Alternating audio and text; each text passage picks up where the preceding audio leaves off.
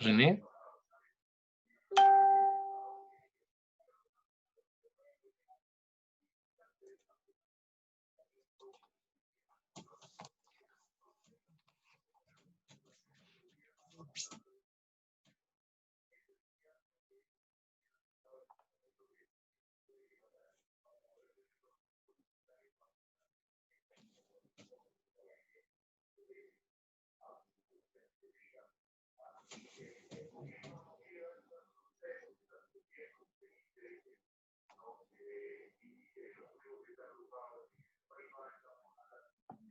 Pedro, Hola, hola, ¿cómo estás? estoy. Veo que está con la presentación lista, No, eso vamos a hacer un collage. ¿sí? No se preocupe, sí. Ya. Pero lo va a grabar, ¿cierto? Que va a tener Sí, gracia si lo graba. sí, Ya. sí, sí lo grabo. Y vamos a pasar de distintas páginas web. Ya. No, yo lo voy a estar grabando. Ya, Estamos a 5 minutos aún. no hay problema. Yo no veo nada aquí porque estoy viendo una. Yo estoy monitoreando, yo te aviso cuando empezamos. Ya, ok. Falta, no se integra todavía Andrés Fregante, no sé. El gran Andrés, por supuesto.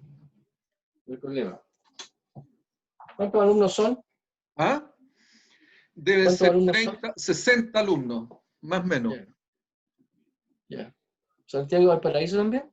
No, no. Paralelo 1, no, paralelo 2 y paralelo 3, Casa Central. Ya, Taller empresarial. ya.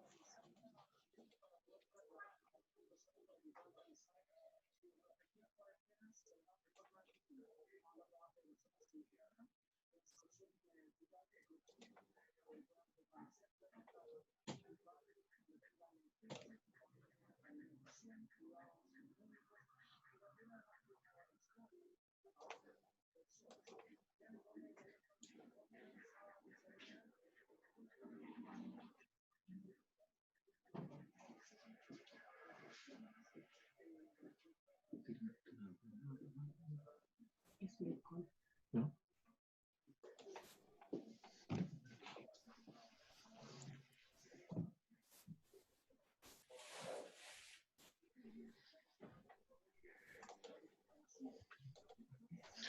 Hola Andrés, ¿Cómo estás? hola, estábamos esperando, estamos listos, está profesor Sariego también ya está conectado. Esperamos la hora para el inicio. Ni un problema.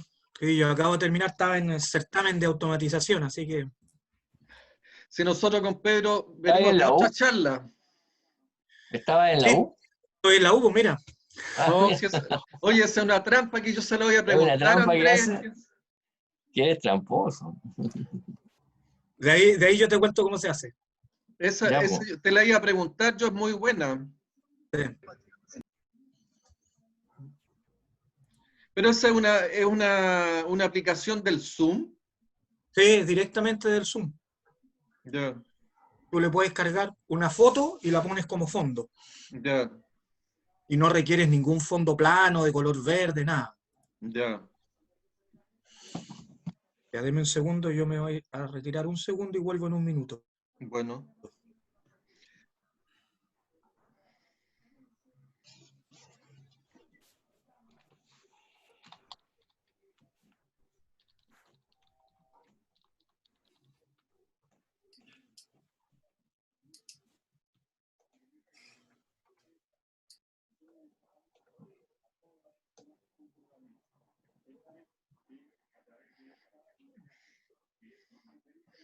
Hola Consuelo, ¿cómo estás? ¿Estás en primer plano? Hola, profe. ¿Bien y usted? Bien. ¿Mm? ¿Y tú cómo estás? ¿Bien? Sí, bien. Qué Todo bueno. bien. Hijos son profesionales también de la salud.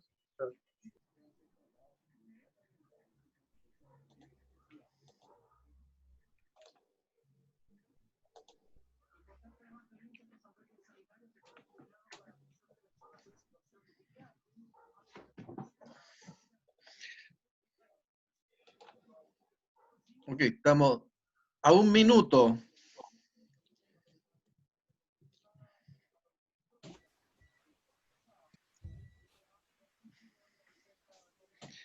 Don Juan Pablo tomó el primer plano. No está aplicando las 5S por lo que veo en el fondo yo ahí. Ah, lo pillé.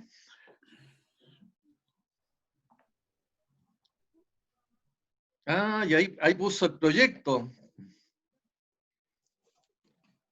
¿Mm? ¿Cómo te ha ido en eso, Juan Pablo?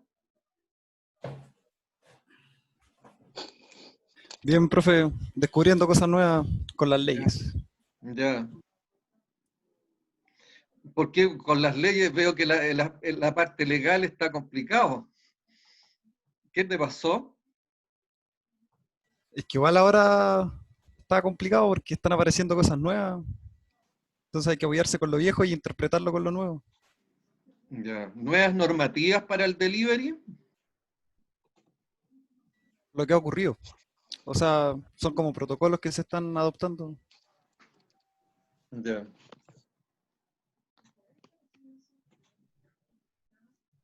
Y distribuyendo para... Ah, pero ahora vas a quedar las cuarentenas en Viña y la distribución a Concón, ¿cómo estamos? Lo cerraron todas las calles. Todos los accesos. Hay como dos accesos nuevos ahora. Mm. Ok, siendo las 14:01, debiera estar por integrarse el profesor Bregante. Buenas tardes a todos los que ya están conectados. Tenemos conectados 35 alumnos. ¿Ya? Y ya está el profesor Sariego a la espera del llamado. El profesor Bregante también se encuentra presente. Veo que aparece en primer plano don Elmo Javier Vegaso. ¿Ya? Y estamos en condiciones de iniciar la charla correspondiente, ¿cierto?, a un profesional particularmente relacionado con estos factores no técnicos, idealmente y generalmente en otras oportunidades la han hecho algunos empresarios. En este caso tenemos la presencia del doctor ingeniero don Pedro Sariego, ¿ya?, quien nos va a hablar sobre contratos y licitaciones en lo que es el ámbito público, ¿ya? Pedro tuvo una vasta experiencia y aún la sigue teniendo ahora como proveedor de servicios públicos, pero él tuvo una vasta y amplia experiencia en sus momentos que se desempeñó como Seremi de Obras Públicas unos años atrás, donde le tocó participar, evaluar y desarrollar varios contratos en el ámbito de las obras públicas. Pedro nos va a hacer una exposición de lo que fueron sus principales experiencias, adicionalmente, desde esa experiencia, cuáles son sus principales recomendaciones, porque para nosotros la parte de contrato, ¿cierto?, dentro del ámbito y dentro del contexto de este ramo es una parte sumamente relevante. Profe. ¿Sí? Hola, soy Alonso. Hola, Alonso. ¿Cómo está, profe? Bien, ya estamos dándole inicio a Alonso, así que los saludo y le cuento que le estoy hablando al curso en estos momentos, o a los cursos. Disculpe, profe. ¿Ya? Bienvenido, Alonso. Gracias, hola, profesor Diego. Hola. Entonces, dentro de lo que les comentaba, el profesor, doctor ingeniero don Pedro Sariego, ¿cierto? Tuvo una gran experiencia en el ámbito de los contratos públicos y también de las licitaciones, y esa experiencia es la que nos va a compartir y nos va a relatar. Él ha estado con nosotros en otras oportunidades y la realidad es que su experiencia y su relato realmente nos ha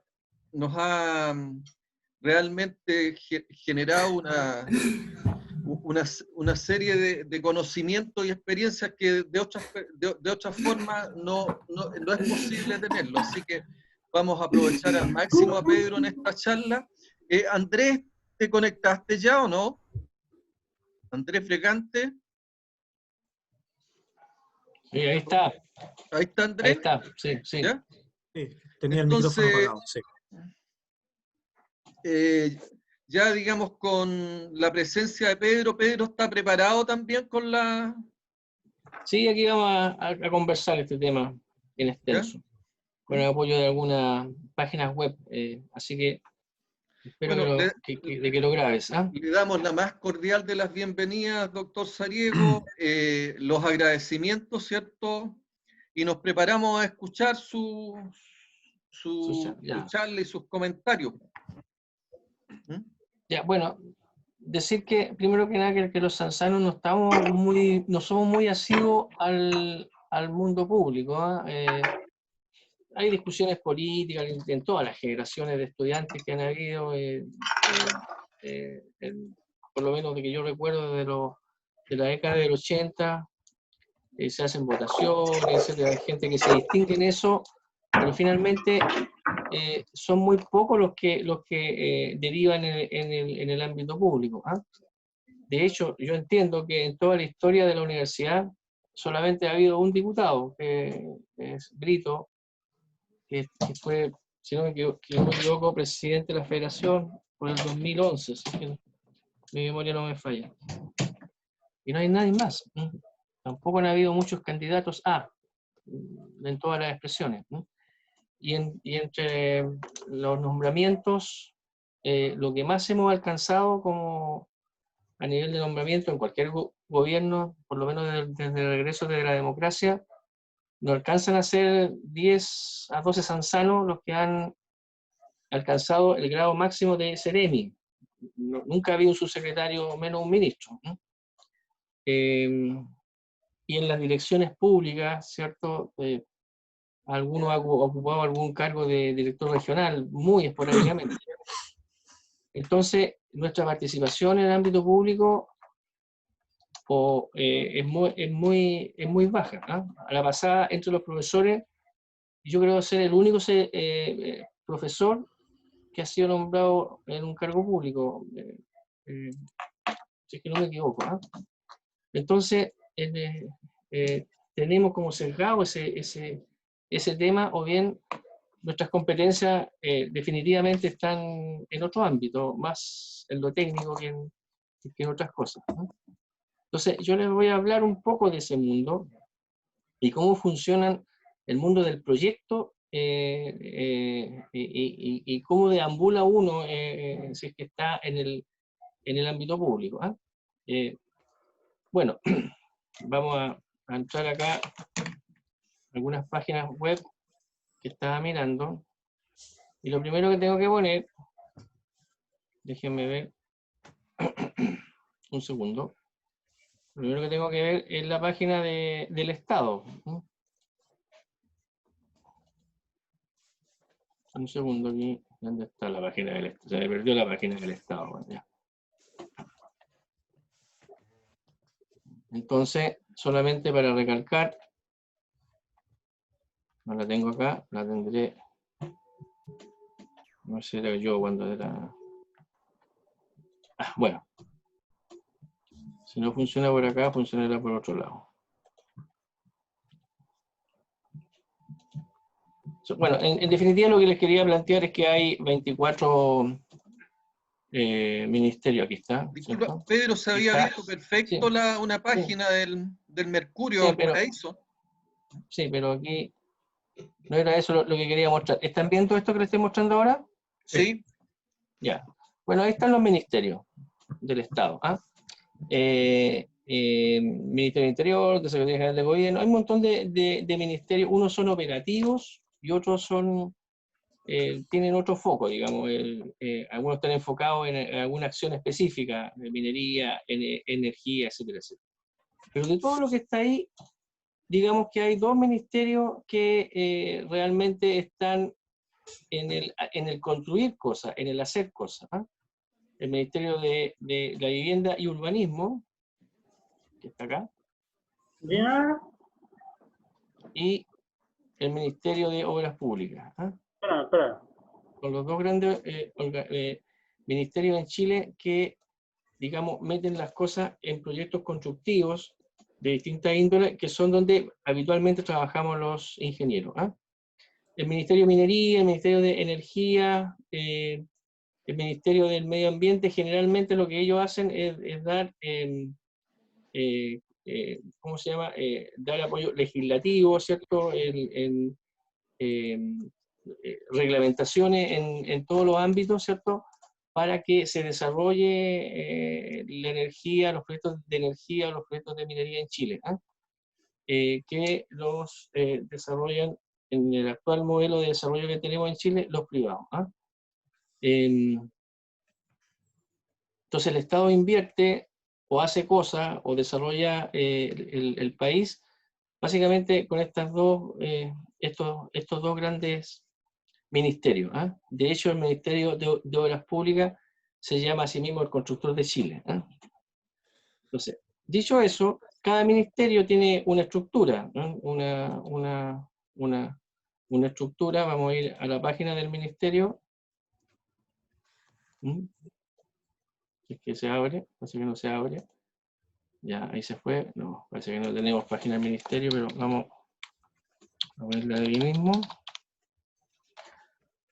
Aquí está la página del Ministerio de Obras Públicas, y dentro de eso, si sacamos lo del coronavirus, ¿cierto? Aquí tenemos las típicas cosas que hacen, pero si buscamos bien ahí, acerca del MOP, vamos a encontrar las direcciones y áreas del MOP. El MOP tiene unas direcciones que están abajo, que son no ejecutoras, y unas direcciones que son ejecutoras: aeropuerto, arquitectura, obras hidráulicas, obras portuarias y vialidad.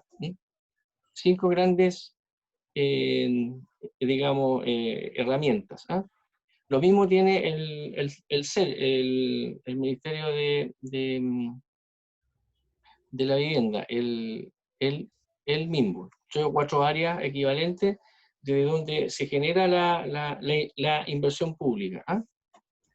Junto con eso, el Ministerio de Obras Públicas tiene otra unidad que se llama la Dirección de Concesiones, que está aquí un poco, que no está en estas operativas que están acá, que yo les mostré,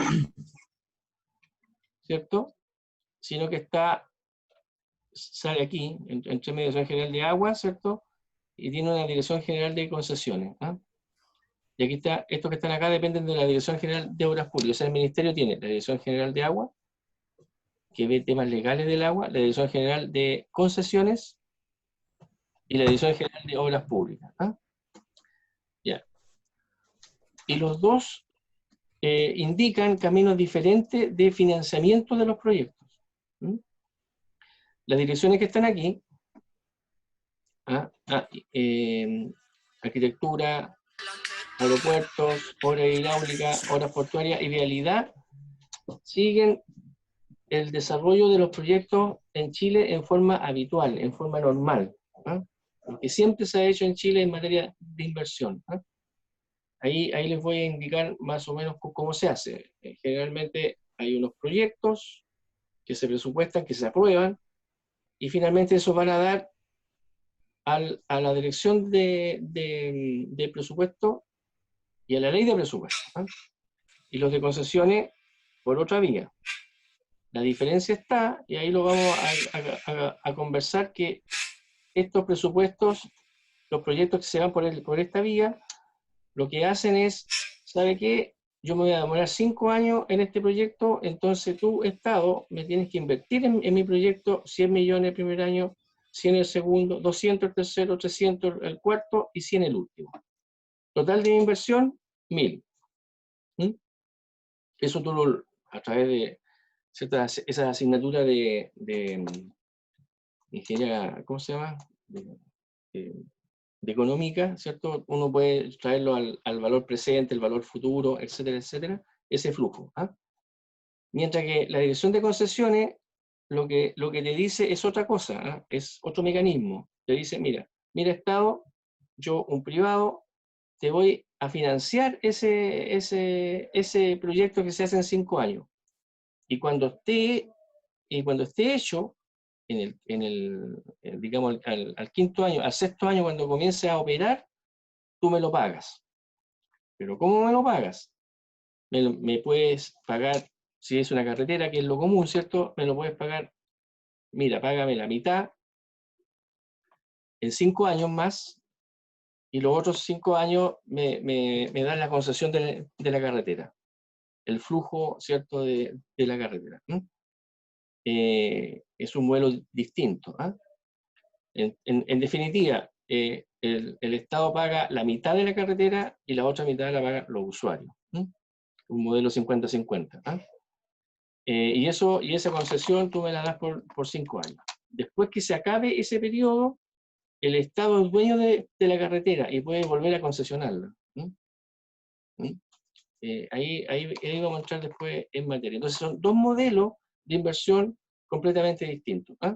Uno en que el Estado va aportando flujo a flujo desde el año 0, 1, 2, 3, 4, 5, o bien el segundo modelo en que, comillas, hay un privado que invierte y el Estado le comienza a pagar desde el año sexto.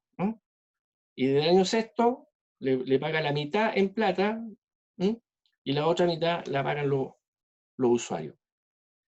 Hay variaciones de ese modelo, algunas veces el Estado paga el 100%, otras veces paga el 90%, en otras paga el 60%, etc. Va a depender de un montón de factores, si se quiere, políticos, por cuál modelo de financiamiento a concesiones va a optar el Estado. ¿Se fijan? Ya. Dicho eso, vamos ahora a ir a cómo se hace este tema. En primer lugar, ahí vamos a salir de aquí, y sí voy a ir a un... se me borró, parece, pero no, aquí está. A ver si entro aquí. Tengo que ir a... Un segundo.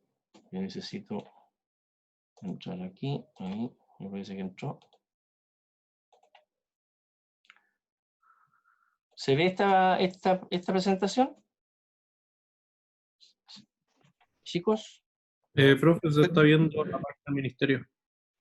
todavía es parte del ministerio, ya. Entonces tengo que ir acá. Ahí, ya. Esto es... Ahí sí, ¿cierto? Yes. ¿Sí? Ahí se ve. ¿Se ve? Presentación del ARI, dice 2013. Ya. Ya, bueno, aquí comienza la historia de cómo yo comienzo a hacer, digamos, hago la inversión, ¿no? Aquí les voy a mostrar esto del año 2013, cuando todavía estaba en el cargo. Entonces acá, ¿qué hace uno? Dice situación presupuestaria histórica. Aquí están todos los servicios que les mencioné: arquitectura, obras públicas, vialidad, obras portuarias, de la región de Valparaíso, y este es el gasto histórico, ¿ah? Que se ha venido dando, ¿ah? En gráfico tú los puedes presentar de distintas maneras. ¿Y qué estoy yo diciendo acá? Que yo estoy diciendo que que estaba pidiendo para el año 2014, para que se gaste el gobierno que venía, 70.000 millones de pesos, ¿sí? En distintos tipos de proyectos. Esto se llama anteproyecto regional de inversiones. A esto yo aspiro, ¿sí? Entonces, pero acá un detalle importante. Fíjense en esta tabla arriba, que no sé si la ven bien allá. A ver, lo voy a poner. Acá parece que está. Ya, ahí está, perfecto. Ahí, ¿qué es lo que dice? 2005 dice ley de presupuesto, cierre de cada año, esto es lo que yo pedí, esto fue lo que realmente me gasté, y ahí dice arrastre, ¿ah? O sea, estoy pidiendo, ¿cómo se llama? 57.000 millones. Ah, pero el arrastre del año, de todos los proyectos anteriores es de 40.000. Entonces, realmente, como presupuesto nuevo, solamente estoy pidiendo 17.000 millones. ¿Me entienden? ¿Ah? O sea, de los 57.000 millones que se proyectaron en el año 2005, o el último, si quieren, del 2012, 66.000 millones se proyectaron. Ah, pero de esos 66 millones, ¿cierto? Hubo un arrastre de 50.000 millones. 50.000 millones correspondían a proyectos anteriores, ¿m? que estaban pagando en el año 3, en el año 4, en el año 5, en el año 6, en el que sea. Por lo tanto, nuevos, realmente nuevos, solamente son 16.000 millones de pesos en aquellos años. Ya. ¿Cómo se hace esto? ¿Cómo se hace esto? ¿Ah? Bueno, aquí está por área. APR se llama agua potable rural, ¿cierto? Lo que se proyectaba eran 2.800, 1.400 de proyectos nuevos, 1.460 de proyectos de arrastre, y así sucesivamente hacia adelante para hacer este presupuesto. Para eso lo que hace el ministerio, en este caso, es un barrido por todas las necesidades de la región, y va levantando proyectos, ¿ah? Arquitectura levanta 10 proyectos, ¿cómo se llama? Obras hidráulicas levanta 20 proyectos, etcétera, etcétera, y se hace un trabajo regional en que se valoran, ¿ah? En que se dice, bueno, esto es más importante que esto, tiene mayor prioridad, ¿ah? Así que en esa línea uno da, por ejemplo, mira, aquí dice, finaliza la ejecución de lo que fue la gobernación de los Andes. Necesitamos para terminar los 1.500 millones, pero ese es un proyecto de arrastre, ¿ah? ¿Se fijan? Qué sé yo, aquí en la isla queremos conservar la isla perdón, el aeropuerto, ¿cierto?, de Mataveri, ¿ah? La restauración que se terminó, ¿cierto?, que ustedes vieron, aquí estábamos pidiendo, ¿cómo se llama? 26 millones, ¿cierto?, para terminar el diseño del proyecto de recuperación turística del Muelle Vergara, que nos quedaba un poquito. El gobierno que siguió lo ejecutó, digamos, ¿ah? ¿Cierto? Diseño algo, ejecuto después, ¿ah? Y lo mismo con el control pesquero. Entonces, cada sector va recogiendo los requerimientos de las municipalidades, etcétera, etcétera, y un trabajo en terreno, y se levanta el proyecto, ¿ah? Por lo tanto, yo le propongo al Estado que en la región estoy haciendo 50 proyectos por un valor de 50.000 millones, y le propongo 20 proyectos nuevos, ¿sí?, al Estado, ¿ah? En el anteproyecto regional de inversiones. Eso va a dar al ministerio, al nivel central. Y el nivel central, ¿cierto? Y ahí hay toda una discusión con el centralismo acentuado de nuestro país, ¿cierto? El nivel central es el que define finalmente cuáles proyectos se hacen en toda la región. Yo en aquel tiempo aspiré a un presupuesto de 70.000 millones, y el que finalmente se ejecutó fue de 65.000 millones, ¿no? ¿Se fijan? En el año 2014, en el gobierno que siguió. Entonces toda esta cantidad de tareas se hace ministerialmente. ¿Ah? Ya, ahora, para hacer cada proyecto de esto, uno que esté en ejecución, uno que vaya en desarrollo, aquí están, por ejemplo, entre paréntesis, aquí está el sistema de agua lluvia del gran colector de Valparaíso, que tengo me voy a tirar una flor, esa es una obra mía, totalmente mía, porque yo lo puse en el tapete, yo lo llevé para adelante, yo lo impulsé y me costó sangre, sudor y lágrimas de una obra que no se ve. ¿Qué se hizo ahí? Se recuperó el sistema de evacuación de agua lluvia de la Avenida Argentina. El colector que estaba debajo estaba quebrado, se hundió en el año 2008, si es que no me equivoco. Lo repararon con unos palitos debajo, se llaman alzaprima, se pusieron alzaprima en todo el colector, que la gente se robaba además, y finalmente lo que hicimos fue el diseño y la colección de este tema. Yo alcancé a inaugurar la parte de la playa ya, ¿cierto? Hasta más o menos la Católica, esa era la fase 1. Y en los 4 años que siguieron, posteriormente se terminó con una inversión total del orden de 22.000 millones de pesos. 22.000 millones de pesos que no se ven en Valparaíso. Por lo tanto, es poco atractivo para un político invertir en eso. Pero mi argumento fue que si no se hacía, se iba a hundir toda la línea argentina y ese sí que iba a ser un desastre. Bueno, fíjense que acá dice, en algunas fases, en algunas cuestiones dice construcción de obra, construcción, estoy ejecutando.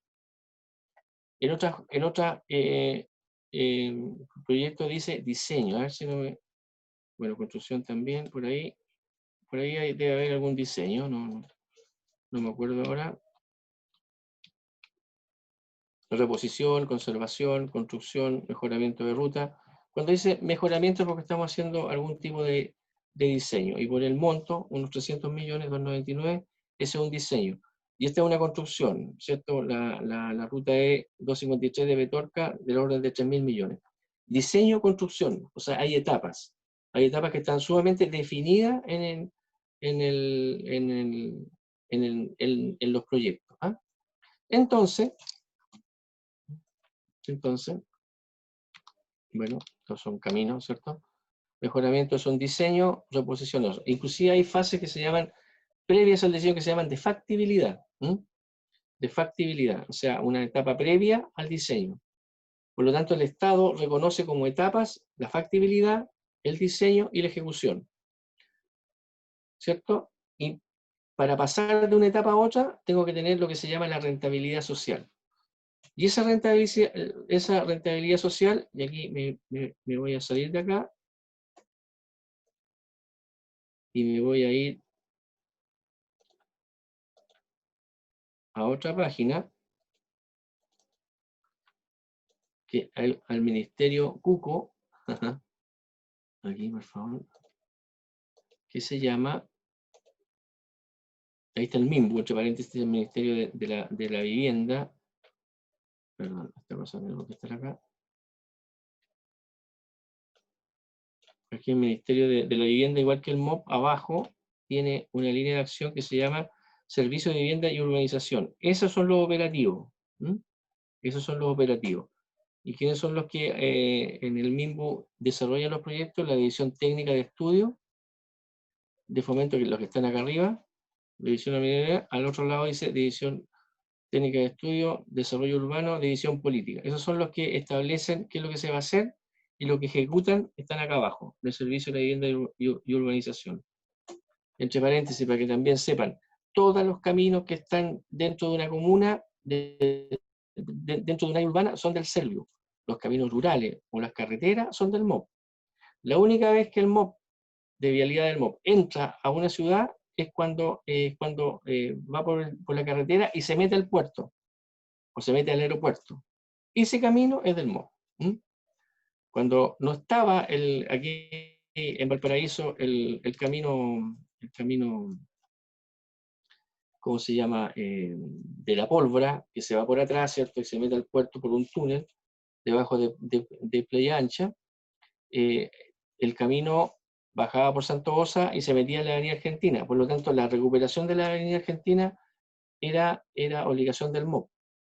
Cuando se fue el MOP, ahora es obligación del Servio y las municipalidades. ¿Ah? Entonces, ahí siempre la gente como que se confunde con eso. Bueno, vamos a buscar acá se me está escondido donde se metió el Ministerio de... Bueno, vamos a buscar acá. Sistema de inversión pública. Un segundo, lo voy a poner acá.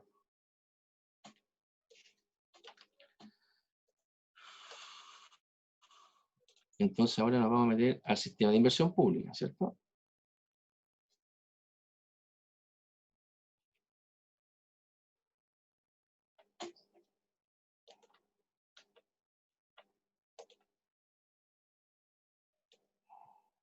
Ya. No, eso no es...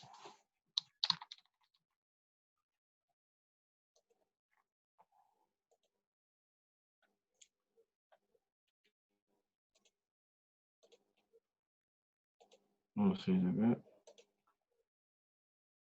Ahí está. Y aquí está el sistema de inversión pública nacional. ¿Ah? Aquí. ¿Ven? Sistema Nacional de Inversiones. Esto depende del Ministerio de Desarrollo Social. Entonces, lo están viendo, ¿cierto? ¿Sí? Entiendo que sí. ¿Alguien que me diga que sí o que no? Sí. Si se Ya, ve, perfecto. Ok, entonces, ¿qué es lo que tenemos? Tenemos que el Ministerio de la Vivienda y el Ministerio de Obras Públicas hacen proyectos que construyen, ¿cierto? Que ejecutan obras y que hay proyectos de factibilidad, ¿cierto? De diseño y de ejecución, de construcción. Ok, listo. Y en cada etapa, si yo hago uno de factibilidad, para pasar a diseño tengo que tener el visto bueno que se llama rentabilidad social. Y pasar de diseño a ejecución, tengo que tener el visto bueno, la rentabilidad social, del proyecto de parte del Ministerio de Desarrollo Social a través del sistema de inversión pública. ¿Ah? Lo mismo con concesiones. Los proyectos de concesiones tienen las mismas etapas y tienen que tener la rentabilidad social del Ministerio de Desarrollo Social. El Ministerio de Desarrollo Social, a través del sistema de inversión pública, que está acá, ¿cierto? Tiene el sistema de evaluación ante y post de un proyecto. ¿Ah? ¿Ah? Y tiene un sistema de formulación presupuestaria y tiene un subsistema de ejecución presupuestaria. Con eso trabaja el sistema de evaluación pública. Y para eso, además, aquí hay unas cuestiones importantes, fíjense, normas, instrucciones y procedimientos de la inversión pública. Y hay un banco integrado de proyectos. ¿Ah? O sea, todos los proyectos del Estado van a dar ahí y son evaluados por esta entidad, que entre paréntesis son como los malos de la película. ¿Ah? Nada se puede hacer, no se pueden saltar las normas, etcétera, etcétera, etcétera, etcétera. ¿Ah? Ahora, para evaluar las iniciativas de inversión, como dice ahí, lo que interesan son las metodologías. ¿Ah? Las voy a buscar acá. Metodologías de inversión pública.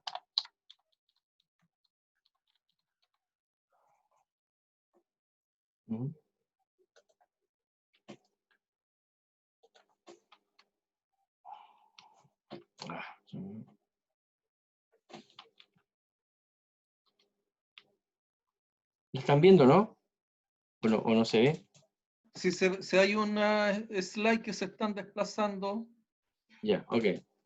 Aquí está el sistema, ¿cómo se llama? El sistema nacional de inversiones. Sí. Evaluación ex, post, la formación presupuestaria y la ejecución presupuestaria. ¿Ah? Ahí está el marco legal, aquí está el tablero de gestión de la iniciativa, ¿cierto? Todas estas cosas. Y apuntan, básicamente lo que apunta esto es a proteger la inversión pública.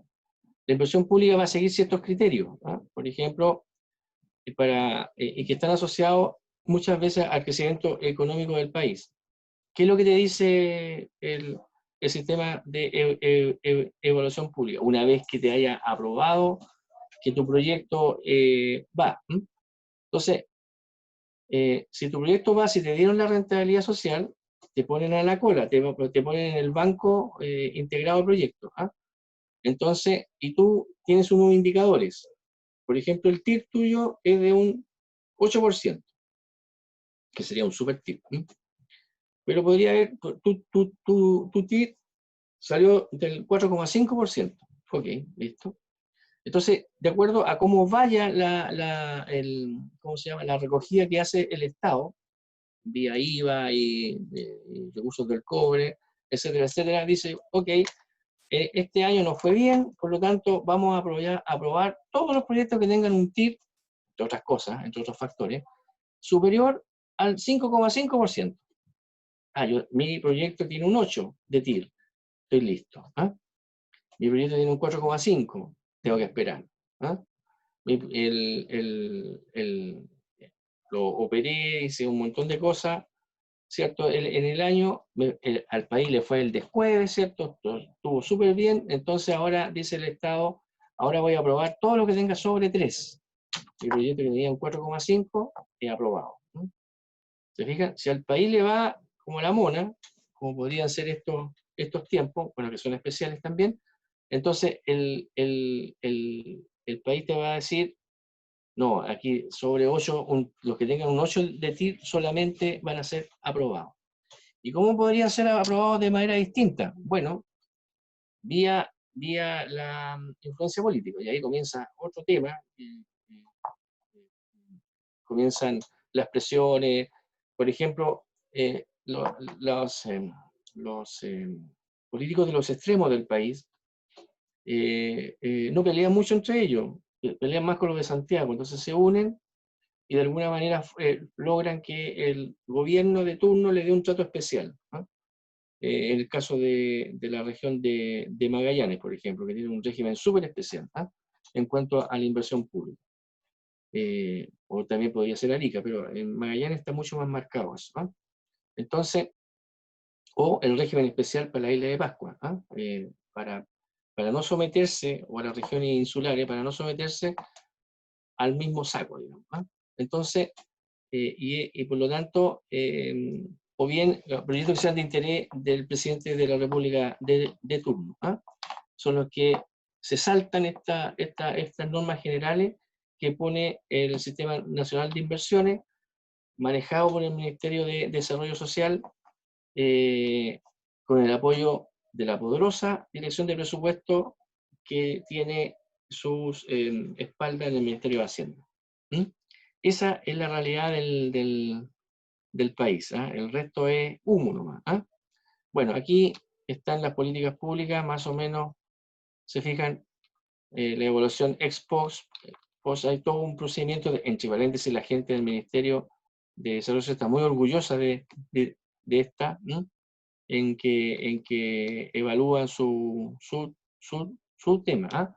Ahí ustedes pueden ver este video para que lo vean bien ustedes mismos de cómo se hace, cómo camina esto. Ahí tenemos el banco integrado de proyectos.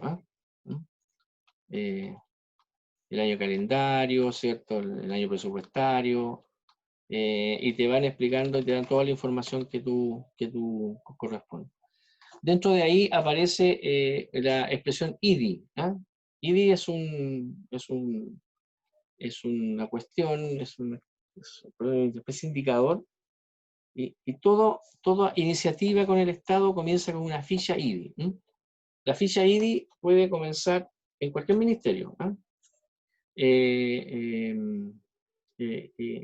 es lo primero que hay que hacer para que el Estado se comience a interesar en el tema. Por ejemplo, un tema, fíjense que se acaba de crear el Ministerio de Desarrollo el Ministerio de Ciencia y Tecnología en Chile, ¿cierto? Creo que tiene un año de vigencia. Hay una iniciativa aquí en la universidad del profesor Deep, hace mucho tiempo, profesor de física, muy inteligente. Él planteó hace 5 años que, ya que nos ha ido tan bien en el tema en Chile de la astronomía, ¿por qué no hacemos o le abrimos las puertas a la física experimental? ¿Ah? Y para eso él plantea hacer un laboratorio a 1500 metros bajo la tierra. ¿Ah? Entonces encontró que se podía hacer cuando yo construyo un túnel, por ejemplo, entre Chile y Argentina. Finalmente el Ministerio de Obras Públicas se decidió por hacer el túnel, entiendo, de Aguas Negras, o el que tiene considerado, junto con los Argentina, que queda aquí en la 4ª región, y ahí, como un aditamento, ¿cierto? Se hace una entrada por aquí, una salida por acá, un túnel chiquitito, queda el después un laboratorio de física experimental de profundidad, que entiendo hay 16 en el hemisferio norte y ninguno en el hemisferio sur. ¿Ah? Así que sería el primero en el hemisferio sur, tiene puros plus, apoyado por muchos premios Nobel, etcétera, etcétera, etcétera. Bueno, ha sido imposible que ese proyecto, que todo el mundo apoya y que lo encuentra fabuloso, espectacular, tenga una ficha IBI. Ha sido imposible, ¿ah? A pesar de haber tenido en su momento el apoyo de la presidenta Bachelet. Y tengo entendido que este presidente también. Entonces, todos lo apoyan, pero nadie fue capaz de hacer la ficha IDI hasta que se creó el Ministerio de Ciencia e Investigación, que sí pudo hacer la ficha IDI, ¿cierto? Para comenzar todo el proceso, ¿cierto?, de factibilidad, diseño y construcción. El Ministerio de Obras Públicas acoge el proyecto, es decir, el hacer un túnel de Aguas Negras es del orden de los 3.000 millones de dólares para Chile y otros 3.000 por Argentina, y este túnel son míseros 5 millones, que es la nada misma, está en el error que se cometa en el proyecto de Aguas Negras. Sin embargo, se tuvo que crear un ministerio, o sea, no es que se haya creado por eso, pero el ministerio pudo acoger la iniciativa de crear la ficha IDI. Entonces, la ficha IDI es súper importante. Cualquier cosa que yo quiera hacer desde el Estado, tiene que tener ficha IDI. Cuando yo hago estos anteproyectos de inversiones, ¿cierto? Digo, todos estos proyectos nuevos son los que voy a hacer. Cada uno de esos proyectos tiene que tener ficha IDI. ¿Ah? Es como ser reconocido por el Estado. ¿Ah? Etcétera. Entonces aquí un poco están las declaraciones, no me quiero perder en eso. Esto lo pueden ver ustedes, pero yo les quiero mostrar, y permítanme que me vuelva a cambiar otra vez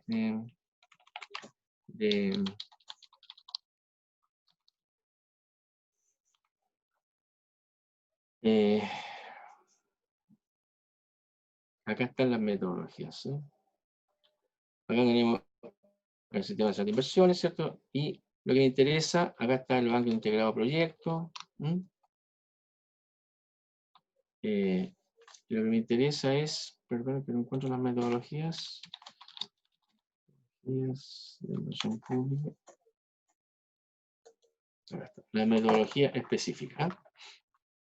Esto, ya, cada proyecto que yo quiero hacer desde el Estado, quiero hacer un puente, quiero hacer, en el caso de un aeropuerto, quiero hacer un proyecto de agua potable rural para darle agua a las comunidades rurales. El Ministerio de Desarrollo Social, ¿cierto?, que te da el RS, te tiene para ti metodologías. ¿No? Y según el proyecto que tú hagas, para que te den el famoso RS, para que puedas seguir en la línea de inversión, para que te pongan en el banco integrado de proyectos, que esperes que los indicadores se den, ¿cierto? El Ministerio de Desarrollo Social tiene una metodología. Es decir, esta es la metodología que tú tienes que aprobar. ¿Ah? Entonces, según lo que yo vaya a hacer, entro en la metodología de que corresponda. La metodología general, ¿cierto? Se ve esto, ¿cierto? Acabo de abrir un archivo en PDF. Que alguien me diga si se ve o no, ¿sí? Sí. Sí, profe. Sí, perfecto, listo, metodología general de preparación general. ¿Ah? Entonces aquí, ¿cierto? Preparación del proyecto, identificado del problema, diagnóstico social actual, a más bajito de demanda actual, oferta actual, déficit actual, ¿ah? Todos los problemas que tendríamos, no solamente desde el punto de vista económico, sino también desde el punto de vista social, identificación de alternativas, después la evaluación del proyecto como tal, identificación de beneficios, cuantificación de beneficios, todas las cosas que son pertinentes encontrar en un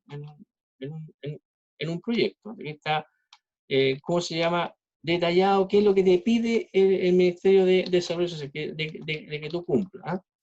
Por ejemplo, en el área de estudio, el tipo de zona, la extensión de la superficie, características físicas del territorio, principales actividades económicas, todas esas cosas se las tienes que descubrir, etcétera, etcétera. Identificación de la población objetivo, ¿cierto? ¿Cuándo van a ser los beneficiados de este proyecto? ¿Ah? Por ejemplo, un proyecto que tenga que ver con darle energía solar a una caleta pesquera.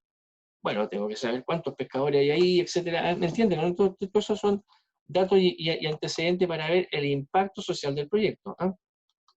¿Ah? Demanda actual de los demás. Para todo hay una metodología, proyección de la demanda. Y finalmente, esto termina con los indicadores. Esto lo pueden ver ustedes en detalle, ¿cierto? Identificación de costos y termina con los indicadores. Ahí está el flujo, inversión, costo de operación, costo de mantención, ¿cierto? El valor actual neto, la tasa interna de retorno, que es como lo clásico, la metodología general, y un enfoque de costo-eficiencia. Valor actual de los costos, y etcétera, etcétera. Costo anual equivalente. Todos estos elementos deberían tener, ahí están los anexos de que te van a servir, si mi proyecto no tiene un paraguas particular, entonces ocupo una metodología general del Ministerio de Desarrollo Social. Si mi proyecto es específico, ¿ah? Aquí está una metodología para comunicaciones, ¿cierto? ¿Cierto? Si la metodología, por ejemplo, cultura y patrimonio, energía, justicia, si mi proyecto, que a mí me gusta mucho eso, es de recursos hídricos, a mí me gustan mucho los recursos hídricos, ¿ah? Ya. Si mi proyecto es de agua servida para el sector rural, una metodología. Si mi metodología es de agua lluvia, ¿cierto? Los famosos colectores, ¿ah? Una metodología. Si mi metodología es de defensa fluvial, para las defensas costeras, ¿cierto? O de los mismos ríos. Si esta es una obra de riego, esa es la metodología. Yo voy a elegir acá, y no la nombré, Profe, ¿cierto? La de agua potable rural. ¿Sí? Diga. ¿a qué se refiere con paraguas? Había dicho paraguas Ah, sí, sí. delante. Sí, si es que no está dentro de esta metodología específica, entonces tengo que ocupar la metodología general. Por ejemplo, a mí me tocó evaluar, cuando yo era Ceremi, yo personalmente, sin costo para el Estado, por supuesto, porque estaba en un cargo público, hice el estudio de factibilidad de los ascensores de Valparaíso. Si tú buscas la metodología, no hay una metodología para esa que sea del patrimonio industrial, ¿no? Entonces, ¿qué tuve que cumplir? La metodología general, ¿no? Les quería mostrar una metodología específica, por ejemplo, la de agua potable rural, con la cual he trabajado harto tiempo. Esta es una metodología específica, ¿eh? Entonces, aquí estoy en el mundo rural, estoy en los campos donde no funcionan las sanitarias, no está ni asfal, ni agua andina, ni ninguna cosa, no son aguas que generalmente están a disposición, están en las ciudades, sino que se trata de una comunidad de, bueno, hay comunidades grandes, ¿eh? De hecho, en la región de Valparaíso, si no me equivoco, hay cerca de 250 APR, 150 sistemas de agua potable rural. Hay algunos grandes, como el de Olmué, ¿ah? O de Villahermosa, y otros pequeños para digamos, 50 viviendas o 100 viviendas. Se caracterizan porque cuando tú, por ejemplo, vas en la carretera, los que son más citadinos, van por los campos y de repente hay una torre con digamos, un tambor grande azul azul arriba, ¿ah? Y que dice Dirección de Obra Hidráulica, ¿ah? O APR, ¿ah? Agua potable rural. Estos sistemas para darle, entonces se hace un pozo, se hace una captación, una aducción, se hace un pozo y finalmente se saca el agua, ¿ah? Entonces aquí tenemos la metodología específica para esto, ¿ah? Entonces, bueno, si uno ve aquí el índice, agua potable urbana, si es rural, su sistema de captación de tratamiento de agua, si es sistema de distribución o un sistema intradomiciliario. O sea, puede ser todas estas cosas o puede ser una de las tres, ¿ah? Y ahí tenemos los tipos de, si es un proyecto de instalación, un proyecto de ampliación de la oferta que se llama, voy a tener más, ¿cómo se llama? ¿Cómo se llama? Más puntos era para 500 casas, ahora lo voy a hacer para 1000, ¿ah? Un proyecto de mejoramiento o un proyecto de reposición, ¿ah? Si el ciclo es de preinversión, de inversión o de operación, ¿ah? Y etcétera, y sigue con el desarrollo. Aquí ya aparecen otras cosas en la evaluación social del proyecto, identificación de beneficios y costo del proyecto, identificación de beneficios de un proyecto de agua potable rural, identificación de costo de un proyecto rural, corrección de precios sociales, horizonte de evaluación, otro elemento, ¿cierto? Aparece, si se fijan ahí, una tasa social de descuento, ¿ah? Ya no se trata solamente del TIR y el BAN, sino que hay otras cuestiones que entran en consideración, ¿no? Y estas metodologías, ¿cierto?, son las que yo aplico entonces para financiar un proyecto de agua potable rural que, por ejemplo, que tiene muchos recursos, entre paréntesis, es uno de los proyectos que más apoya el Estado, independiente del gobierno que estés, ¿ah? Entonces, el proyecto a los que aplica, ¿cierto? Construcción de un sistema de agua potable, ampliación de un sistema, mejoramiento con ampliación, reposición de un sistema, ¿ah? Ahí está el marco regulatorio, la Ley General de Servicios Sanitarios y la norma de diseño de proyectos de agua potable rural, ¿ah? Fuente de los principales datos, programa de agua potable rural, o la empresa de servicios sanitarios, o la dirección de presupuesto, los municipios y los comités de agua potable, ¿ah? Los que se organizan los propios pobladores, ¿no? Los indicadores, ¿cierto? Aparte, ¿cómo se llama? El valor actual de costo, la alternativa de menor VAC, menor costo, y la alternativa de menor CAE, ¿eh? Bueno, entonces te describen la metodología con todos sus, aquí hay una laminita inclusive, ¿cierto? Ya arriba está la captación, la aducción, la planta de tratamiento, el estanque de regulación, la impulsión que se llama hasta allá, la red de distribución y los arranques domiciliarios, ¿eh? Eso es un proyecto de agua potable rural en que tú puedes muchas veces hacer la captación, aducción y la impulsión y el estanque. En otras cosas se trata de la planta de tratamiento, en otras ocasiones de la ampliación de la red de distribución. Entonces, pero yo lo quería dejar con esta idea, que en ingeniería mecánica entonces hay otras cosas que hacer. Los proyectos de energía también están llenos si yo estoy trabajando en una empresa que voy a construir esto, entonces tengo que cumplir esta metodología. Si no cumplo la metodología, no me van a dar la rentabilidad social, sino el RS que se llama. Si no tengo la rentabilidad social, no tengo proyecto. Y aquí pasan hartas cosas, y la gente que trabaja en estos ministerios es bien dura, digamos, y está empoderada de su cargo, ¿ah? Entonces pueden inclusive decirle que no a un proyecto del gobierno, ¿ah? Y pasa numerosas veces, ¿ah? Por ejemplo, hace 5 años atrás la presidenta Bachelet señaló que se iban a inaugurar proyectos de agua potable rural con energía solar y con desalación de agua y energía solar en los valles de Limarí, qué sé yo, de la cuarta región, ¿ah? Si no me equivoco, en tres cuencas de río. Oye, súper interesante el proyecto, una belleza desde el punto de vista mecánico. ¿Qué mejor? Desalamos agua, tenemos plantas de energía solar, impulsamos agua hacia arriba. no cumplieron los indicadores. Po. Y el burócrata, digamos, el que estaba a cargo de eso, tenía todos los elementos técnicos a su disposición para demostrar que no cumplía con los indicadores, y por lo tanto los proyectos esos eran imposibles, y fueron inclusive anunciados en uno de los 4, si no me equivoco, el segundo discurso presidencial de la cuenta pública. ¿Se fijan?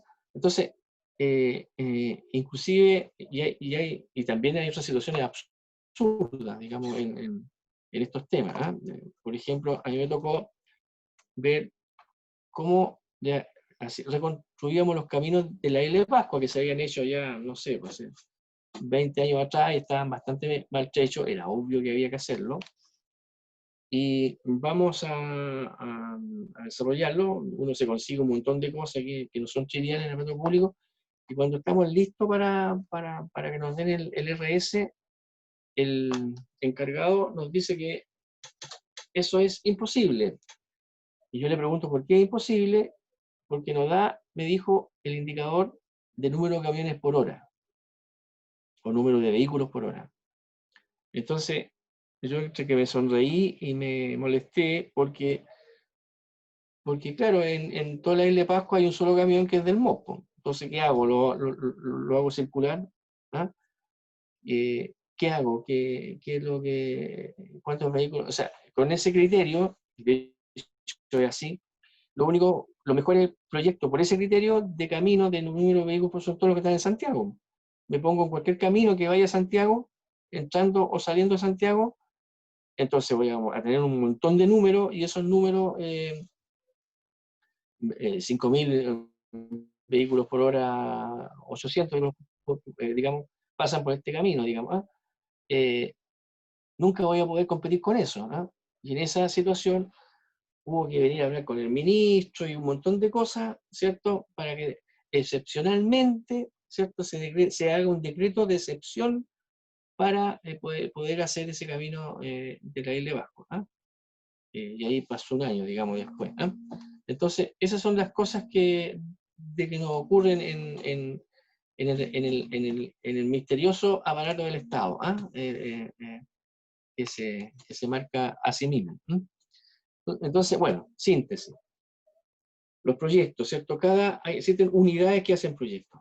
Todos los proyectos, entre paréntesis, los proyectos sociales, los de salud, todos tienen que tener ficha IDI. ¿Ah? Me voy a quedar con los proyectos que nos interesan más a nosotros, que son del ámbito de la ingeniería. ¿No? Estos proyectos que son del ámbito de la ingeniería, ¿cierto? Pueden ser de factibilidad, pueden ser de diseño o de construcción. Cualquiera que sea, tiene que lo primero que tiene que hacer, ¿en qué línea estoy? ¿Ah? ¿En qué línea estoy acá? Por lo tanto, ¿qué metodología es la que me corresponde? Si es un problema de transporte, si es de turismo, si es de salud, si es de recursos naturales, si es de recursos hídricos, si aquí hay uno de energía.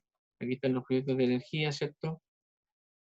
Proyectos de electrificación rural, de reemplazo de alumbrado, ¿cierto? Agua caliente, sanitaria, abastecimientos públicos, etc. ¿Ah? Entonces, ¿en qué ámbito estoy? Y si no, tengo que acudir a la metodología general. Cualquiera sea lo que yo esté haciendo, tengo que cumplir tengo que tener la aprobación del Ministerio de Desarrollo Social para seguir adelante. Ya, supuesto que obtuve mi RS, entonces yo, o la autoridad que está a cargo de una región en este caso, hace el anteproyecto regional de inversiones. Ese anteproyecto regional de inversiones es la propuesta regional. Estos son los proyectos nuevos que quiero, estos son los de arrastre, estos son los nuevos. Y estos proyectos nuevos, entonces el nivel central, en un país centralista como Chile, determina cuáles son los proyectos que aprueban, que son aprobados por la Dirección de Presupuesto después, y que finalmente, ¿cierto?, van a dar, y aquí lo voy van a dar al presupuesto nacional. Presupuesto nacional que se presenta o se presentaba, ¿cierto? Aquí están el presupuesto de la Nación, en la Biblioteca del Congreso Nacional. Aquí está la DIPRE, y esto es presentado, aquí está el del sector público, no sé si lo alcanzan a ver, ¿sí? ¿Alguien que me diga si lo veo o no? La ley de presupuesto. Sí. ¿Ya? Y aquí está, esta tiene 1000 páginas, ¿cierto? Aquí está la ley de presupuesto, donde aquí están todos los gastos que va a hacer el Estado. Esto se aprueba en noviembre y siempre los empleados públicos se van a huelga en ese mes, etcétera, y finalmente se aprueba en noviembre sí o sí. Porque un Estado no puede no tener presupuesto para el próximo año. De hecho, la única vez que no se aprobó la ley de presupuesto, terminamos en una guerra civil, que fue la del 91. El presidente Balmaceda lo que hizo ahí fue hacer aprobar el presupuesto del año anterior. Ahí está, por ejemplo, en el ítem 12, de la página 485 a la 520, un segundo, el Ministerio de Obras Públicas. ¿Te fijas? Estamos viendo la metodología. No está todavía, chuta. Alguien me dijo que sí lo habían visto. Po. Ahí estamos, ¿no? Aquí estamos. Aquí está la ley de presupuesto, perdón. Sí, ahora sí. La ley de presupuesto, este es del 2019, ¿cierto? Ley de presupuesto. ¿Ah? Esta tiene 1000 páginas más o menos. ¿Ah? Entonces, lo que te decía que se aprueba en enero, todo lo que hice quedó reflejado en la ley de presupuesto. Y ahora yo sí puedo comenzar a gastar el próximo año, que es todo un procedimiento, que se hace una licitación, ¿cierto? Etcétera. Que tiene que cumplir la empresa ciertas condiciones. El Ministerio de Obras Públicas tiene ¿cómo se llama? Tiene clasificado a sus proveedores y de acuerdo especialmente a las espaldas que tenga cada empresa, te clasifica en ciertos niveles. Entonces tú ahí puedes aspirar a algunos de los proyectos que estén en estos ítems, y bueno, yo estoy tomando como ejemplo el MOP, ¿cierto? Ahí está, de la 485 a la 519 están los presupuestos de los proyectos que van a ser aprobados, que van a desarrollarse durante el año 2020 en este caso, en un periodo normal. Y esto se aprueba, les decía, en noviembre. ¿No? Entonces yo tengo abril para hacer el ARI, para que me aprueben lo que van a aprobar, ¿cierto? Hacia julio, octubre, hacia julio, agosto, entra en septiembre, se hace como el paquete, y ese se mete al Congreso, que tiene la última palabra. ¿No? De ahí vienen los últimos forcejeos, ¿cierto? De parte de los políticos para poner un ítem o bajar un ítem según sea menester. ¿No? Así funciona el aparato del Estado. ¿Ah? Desde el punto de vista ahora de la inversión, esa inversión o puede ser, ¿cierto?, por la vía de obras tradicional, la que les decía, o sea, pago 100, 100, 100, 100, 400, listo, en 5 años pagué 1000 millones, ¿ah? Con ese flujo. O bien, me voy por el mecanismo de concesiones, que apunta a decir, ya, Estado, no te pago, o sea, lo hago yo, me lo pagas a partir del año 6, mediante algún modelo que acordemos. Bueno, todo esto se licita, estoy sintetizando. Entonces, el modelo va a ser 50-50. 50 paga el Estado, o sea, el Estado ya no paga 1000, paga 500, en valor presente, en valor, ¿ah? ¿Ya? Y el otro 50% lo vamos a pagar los usuarios, ¿ya? El poder usuario. Así funciona. O puede ser un modelo 100-0. Por ejemplo, los hospitales, el 100% los paga el Estado. ¿Ah? Ahora, ¿por qué hace eso el Estado? Porque el Estado, todos los Estados, no solamente aquí, dicen, ya, ok, esto me vale 1000 si lo pago yo en 5 años y me vale 1100 con la modalidad de pagárselo al privado en 5 años más. ¿Por qué lo hacen? ¿Por qué los gobiernos son tan fanáticos de las concesiones? Porque los gobiernos apuntan a crecer, entonces hacen una apuesta. Si yo crezco el 3% anual, te dice un gobierno, ¿cuál es posible? Qué sé yo, etcétera, etcétera, que los chinos van creciendo mucho. Bueno, todo esto antes de la pandemia, ¿cierto? Etcétera, etcétera. Entonces, vamos prácticamente casi seguro que crecemos mucho. Sucede que me conviene porque en el fondo, si yo tuviera que pagar eso en 5 años más, me va a salir 1.200. ¿Ah? Entonces, y me sale 1.100. Entonces, me conviene. ¿Te fijas? Entonces, es una suma y resta que hacen los gobiernos para desarrollar estas cosas. Si, si vamos a la página me quiero poner acá, me voy a salir de aquí y me vamos a ir a la página del ministerio. Ministerio de... Aquí está concesiones, sí, aquí está concesiones. Aquí está concesiones, y concesiones, por ejemplo, me dice acá, aquí está la agenda de concesiones. Aquí está, para que entendamos cómo funciona el tema. Aquí están las concesiones en construcción. Se licita, ¿cierto? Se llama públicamente. Aquí llegan las grandes empresas, listo. Y aquí están las concesiones que están en construcción, te dicen. ¿Ah? Aquí están las que están en construcción. Aquí están las que están hoy día en construcción. Aquí está la segunda concesión de la ruta del Loa, en infraestructura interurbana, en la urbana en la que se mete en la ciudad, seguramente para llegar al puerto, la concesión del nuevo puente industrial sobre el Biobío, ¿cierto? Más abajo, infraestructura hospitalaria, se está haciendo el Hospital del Salvador, el geriátrico, y de educación pública, equipamiento urbano, la concesión del teleférico, por nombrar algunos, y un par de embalses. Listo. Eso se está haciendo hoy día. ¿Ah? ¿Te fijas? Y me voy a ir al final. Estos son los que están, aquí dice, concesiones finalizadas. ¿No? Estas concesiones están finalizadas, ¿cierto? Ya las pagó el Estado y los usuarios. ¿Ah? Entonces, ahora el Estado es dueño de esta obra, digamos. Por ejemplo, el acceso vial a Arturo Merino Benítez. Y ahí el Estado, ¿cierto?, puede, comillas, hacer, comillas, un negocio, lo puede volver a concesionar. Pero ya lo pagó. Lo puede volver y que entren recursos frescos al Estado. Entonces, llama a una nueva licitación, ¿cierto? Por ejemplo, abajo está el túnel El Melón, ¿ah? ¿Cierto? El túnel El Melón acá, lo deben conocer mucho. Entonces, el Estado lo licita otra vez, ¿ah? ¿Cierto? Pero ya no tiene nada que pagar, ¿ah? Eso es solamente una entrada de recursos al Estado, seguramente contra una mejora del servicio, mejorar el mantenimiento, hacer un nuevo acceso en un punto de que no está abierto, y el modelo que antes tenía 50-50, podría el Estado eventualmente llevarlo a 80-20, 80 que pague el Estado y 20 que pague el usuario. ¿Ah? Generalmente el Estado tampoco hace eso, sino que se queda con el 50-50, porque en cierta manera ahorran recursos para, va a tener un ingreso en el Estado ahí, con el que va a poder, teóricamente, ¿cierto?, hacer otros gastos. ¿Ah? Entonces, esos son los finalizados. ¿Ah?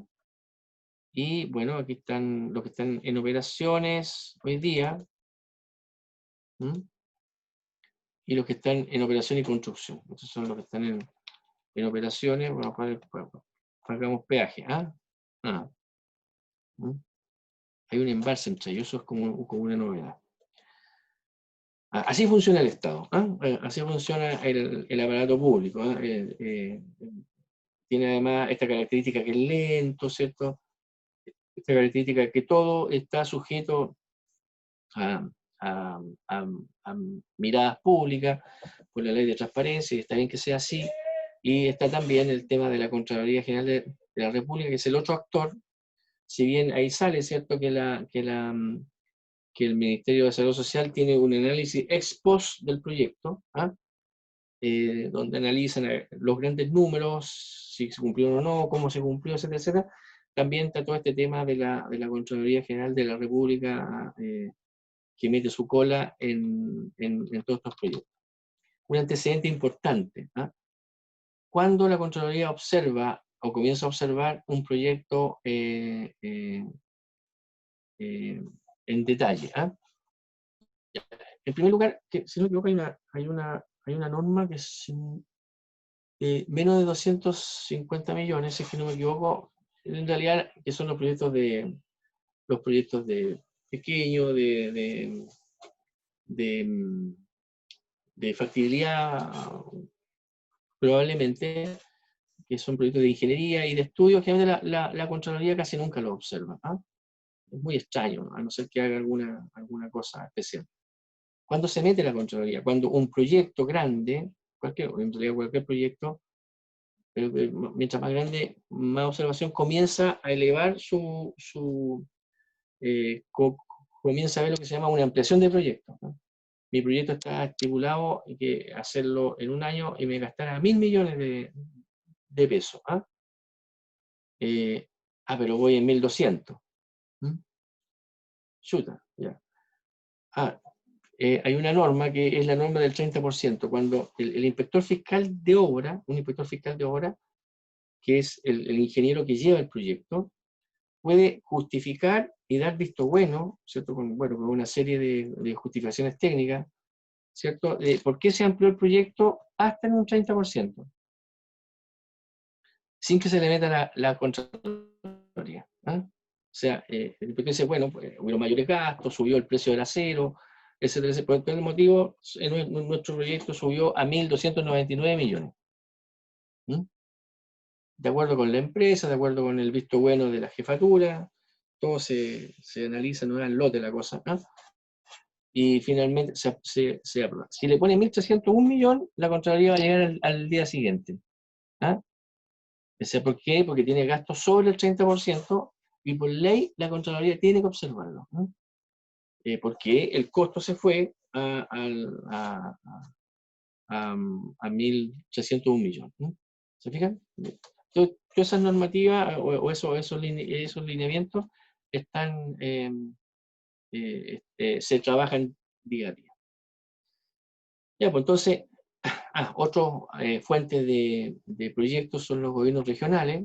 Los gobiernos regionales más o menos tienen más o menos gastos del orden del 8%, 5%, depende de la región, pero más o menos del 8% del presupuesto nacional.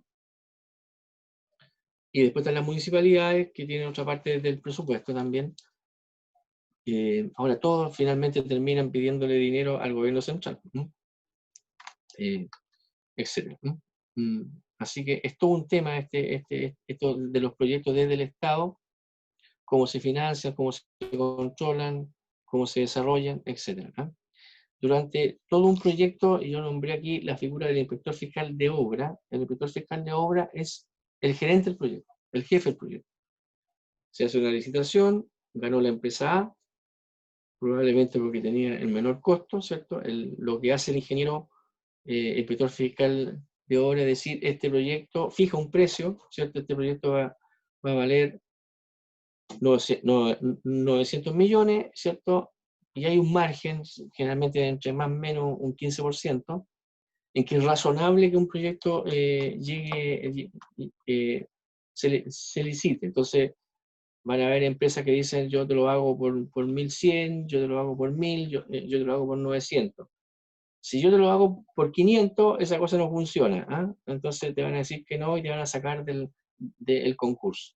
Pero probablemente si yo digo 900, si el proyecto vale 1.000 y yo te lo hago por 900, probablemente me lo gane. ¿Ah? Me gané el proyecto. Listo. Y después yo voy rindiendo el desarrollo del proyecto al inspector fiscal, que es el que me va dando los vistos buenos, de acuerdo a una carta GAN de cumplimiento de hitos y de metas, ¿no? Como en todo proyecto. ¿No?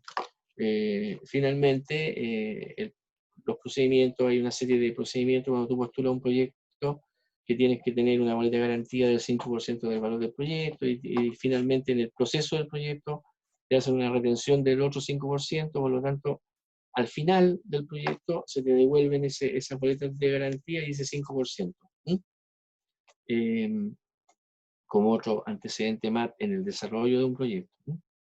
Es todo un mundo esta. A mí me ha tocado ver pocos sanzanos desde el aparato del Estado, ya no digo como autoridad pública, sino en líneas de trabajo en direcciones regionales, en este caso del MOP, de obras hidráulicas, de aeropuertos, ¿cierto? Donde se podían encontrar ingenieros mecánicos. Creo que aquí en la región me encontré uno. Es una buena oportunidad ser inspector fiscal de obra. ¿Ah? Y por otro lado, sí he encontrado muchos sanzanos trabajando en empresas privadas que desarrollan proyectos con el Estado, ¿no? Muchísimo. ¿Mm? Bueno, de hecho yo hago estudio hoy día para el Estado en el capítulo de agua potable rural o recursos hídricos, si quieren. ¿Mm? Entonces, es todo un mundo, es todo un tema, está también el tema público, que si tu empresa se equivoca, probablemente sufra algún tipo de escarnio público. Está el capítulo de ir cumpliendo todas las etapas, ¿cierto?, de estos proyectos. Para desarrollar un proyecto que cualquiera sea hoy día, aparte de lo social, está el tema ambiental y está el tema de la comunidad. ¿Sí? Por ejemplo, ¿por qué es tan difícil recuperar un ascensor patrimonial hoy día? Porque los ascensores patrimoniales, cuando se hicieron hacia fines del siglo XIX y toda la primera veintena del siglo XX, no habían casas donde se hicieron. No estaba lleno de casas, estaba el cerro pelado, ¿ah? No había nada. Y ahí obviamente que es súper fácil hacer una obra. ¿Ah? Cuando la obra está llena de casas por los lados, está sujeto a cualquier problema, ¿no? ¿Mm? Etcétera. ¿No? Ya, pues eso es más o menos lo que yo les quería contar, con hartas páginas web que ustedes mismos pueden ver. Como va a quedar grabado esto, pueden, por ejemplo, buscar la de la CEPAL, en todas estas páginas que les ve. Hay mucha información sobre esto. Es interesante y abre todo un capítulo de emprendimiento, entre paréntesis. Tú te puedes inscribir por ejemplo, como una oficina de ingeniería que va a dar servicio al CERN, ¿no? O va a dar servicio al MOP. ¿No? O, para eso tienes que cumplir ciertos requisitos, ¿cierto? Y te inscriben y tus mismos proyectos que vas haciendo, por ejemplo, tienes un proyecto de 40 millones, de 80 millones, eso después te da puntos para que te suban de categoría dentro de esa organización. Hay proyectos, por ejemplo, en el MOP existen dos categorías grandes, digamos, que son aquellos colegas que nos dedicamos, entre los cuales me encuentro yo, a los proyectos de diseño, ¿ah? Y otras empresas ya que se dedican a ejecutar los proyectos, ¿ah? A construir los proyectos que tú diseñas, ¿ah? Etcétera. Bueno, eso es más o menos, hay harto paño que cortar aquí, estimado colega. Ok, gracias, profesor. Bueno, llegamos a la ronda de consultas, ¿ya? Destacar en este caso lo que señalaba Pedro, el mundo de oportunidades, ¿sí? Y para incorporarse a ese mundo de oportunidades es interesante también conocer cuáles son las distintas prácticas, cuáles son los distintos modelos de negocio que están presentes. Ustedes ven que el tema de las obras y las concesiones públicas, como lo señalaba el profesor, es todo un mundo. Y hay que, el incorporarse a ese mundo, ¿ya? Significa que uno tiene que manejar una serie de factores técnicos relacionados con ese mundo que no se diferencian mucho del privado. Pero ya cuando entramos al tema de los factores no técnicos, realmente es un tremendo mundo. ¿Sí? Pero que todas esas complejidades, en la medida que se conozcan, y ahí agradecemos mucho al profesor que nos abra los ojos y nos muestre, ¿cierto?, esas oportunidades. No sé, pasaríamos a las consultas. Si alguien quiere preguntarle algo, quiere aclarar algo con el profesor, es el momento de hacerlo. Profe, yo tengo una duda. Dígame. Bueno. Me surgió en el momento en que empezó a hablar como alguien de quién estaban a cargo los distintos caminos, calles, no sé, carreteras. Yo soy de acá de Quillota, ¿Ya? y acá en Quillota está la concesionaria, pasa una carretera justo por afuera de Quillota. ¿Ya? Y justo al lado de ella hay una caletera, doble vía. ¿La Pero ruta todo Concagua o no? creo que sí, sí. Pasa por fuera de Quillota. Y lo que hace es que siempre había un problema, no sé si entre quién, si será entre el Serviu, la municipalidad o el MOP o la misma concesionaria, que en esa calle siempre le ponen, no sé, doble sentido hacia un lado, después al mes siguiente aparece otro cartel diciendo no puede pasar por esta calle, después el sentido se lo cambian, después ponen lomos de toros muy grandes fuera de la reglamentación. Y bueno, eso lo partió en el momento en que ellos empezaron a cobrar el peaje justo fuera de Quillota, porque esa caletera permite salirse por lo menos unos 5 minutos antes y evitarse de pagar el peaje. Entonces, a mí yo siempre paso por ahí, no pago el peaje, me voy por esa caletera. Y no sé de quién será como la culpa de que estén así los lomos de toro y Sí. que en verdad dice un Sí, sentido. conozco ese caso. Sí, conozco ese caso, sí, sí. Bueno, esa es la caletera y la carretera es del MOP, o sea, en realidad es de esta concesionada. ¿Ah? Sí. Se hizo la carretera, ¿cierto? Etcétera, etcétera. Y ahí lo que hay es una falla de diseño. ¿No? O sea, nadie pensó en lo que tú estás planteando. ¿Ah? Y lo que hay es una falla de diseño. Entonces hay una lucha ahí entre el alcalde y la que concesiones que cambia el sentido y andan y juegan todo el día. Hay una guerra permanente. ¿Ah? Entonces, pero lo que hay ahí es una falla de diseño que suele ocurrir. ¿Eh? O sea, se toman todas las medidas y nadie pensó. Mira, voy a hacer una crítica aquí súper personal. Lo que pasa es que muchos proyectos se ganan en Santiago, por empresas de Santiago, grandes empresas de Santiago.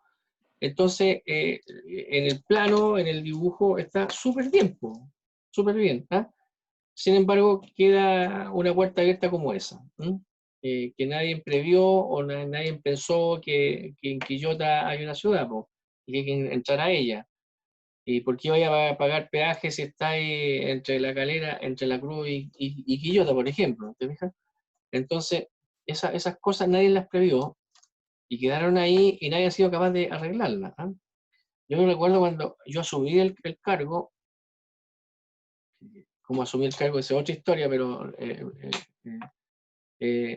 fue después de un terremoto, ¿cierto? Y era difícil decir que no.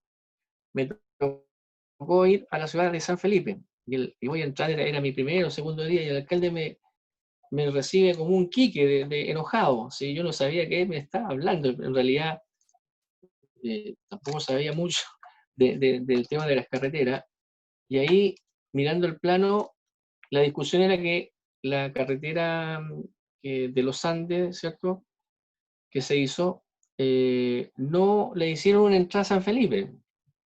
San Felipe, capital provincial, y con un, digamos, y con un historial en la propia historia de Chile, digamos, importante. Entonces estaba muy indignado el alcalde de San Felipe, y hubo que inventarle una entrada, ¿te fijas? ¿Ah? Entonces, que lo hizo la Dirección de Vialidad. Entonces, hay hartos paños que cortar aquí en estos temas.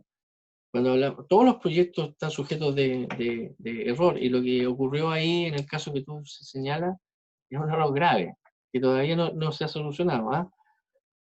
En mis tiempos lo que hicimos fue dejar que el alcalde moviera la dirección de la ruta para donde él quería, pero veo que volvieron hoy día a la andanza, digamos, ¿ah? Por lo que tú cuentas. Pero hubo un error de diseño eso, ¿no? Y no sé cómo se soluciona. Seguramente lo van a solucionar cuando termine el periodo de la concesión y esa concesionaria, digamos, ese flujo sea redefinido en el contrato nuevo. ¿Ah?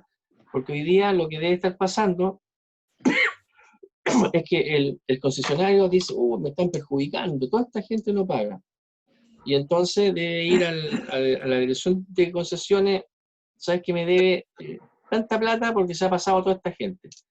Y la dirección de concesiones dice, no, ¿y por qué voy a pagar yo? No tengo por qué pagar, ya te pagué lo suficiente, etcétera, etcétera, no te pago. Entonces ahí viene la concesionaria y va y interviene, porque según ellos, está siendo perjudicada. Y ahí va el alcalde y le da vuelta, a la historia.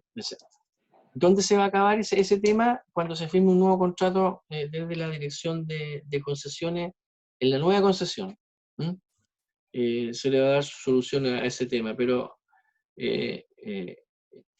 estoy siendo realista, te podría decir otra cosa, pero mi impresión es que se va a solucionar ahí. Oye, ¿Ya? Pedro, ¿Sí?